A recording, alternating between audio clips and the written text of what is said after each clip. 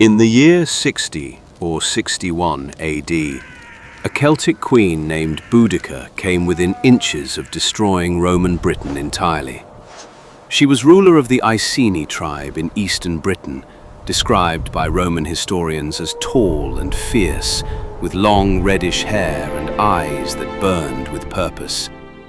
It began with a betrayal.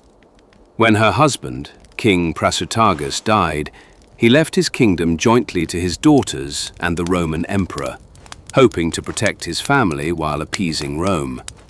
Rome ignored the arrangement completely.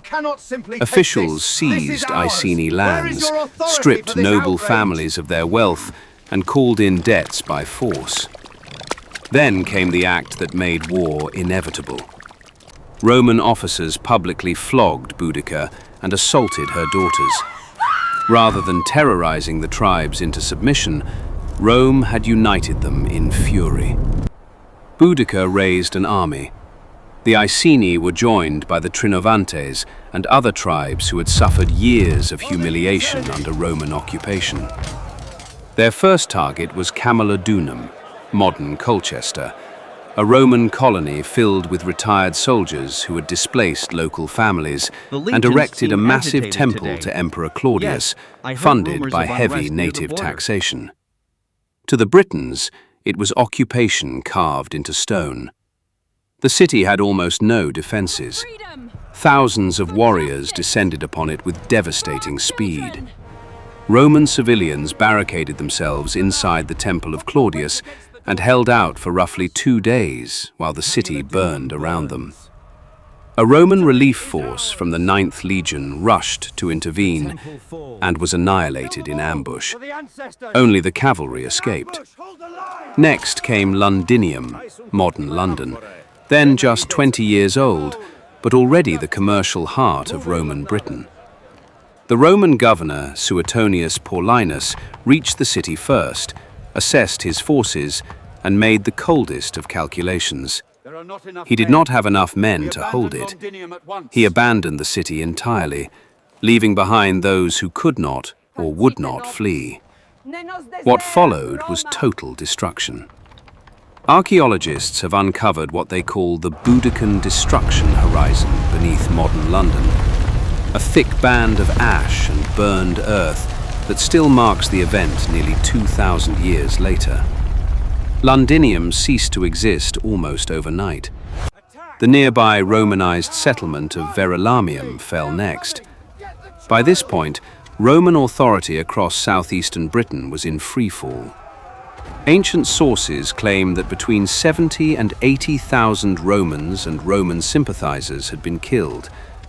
But Suetonius was regrouping.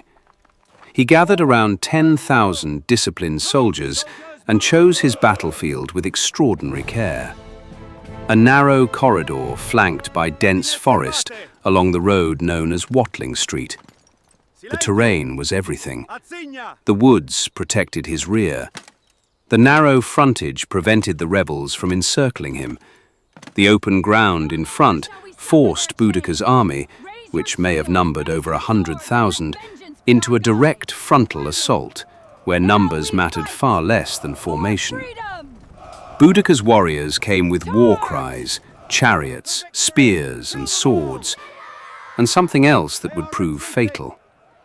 Behind the battlefield, her followers had arranged wagons in a wide semicircle, carrying families who had come to watch what they expected to be a glorious victory. The Romans waited. As the Britons charged, Suetonius ordered volleys of heavy throwing spears, called pila, designed to punch through shields and bend on impact, leaving them useless. The volleys tore gaps through the charging mass. Then, Roman infantry advanced in tight wedge formations, pressing forward with coordinated, relentless force. The narrow terrain compressed the Britons together until those at the front could not fall back, and those behind kept pushing forward. Chaos spread. And then came the killing blow. The wagons behind them blocked all escape. What had been a rout became a massacre. Tacitus claimed 80,000 Britons died that day. Boudica did not survive long after the defeat. Tacitus says she took poison to avoid being captured and paraded through Rome in chains. Her burial place has never been found. The revolt shook the empire so severely that Emperor Nero reportedly considered abandoning Britain altogether. Instead, Rome reinforced its grip and rebuilt the cities from ash. Londinium recovered and eventually grew into one of the most important cities in the Roman world. Boudica lost, but she was never forgotten. Centuries later, the very empire that had replaced Rome, the British Empire, claimed her as a national heroine, a symbol of defiance against oppression. Today, her statue stands beside the Palace of Westminster, gazing out over the city she once burned to the ground.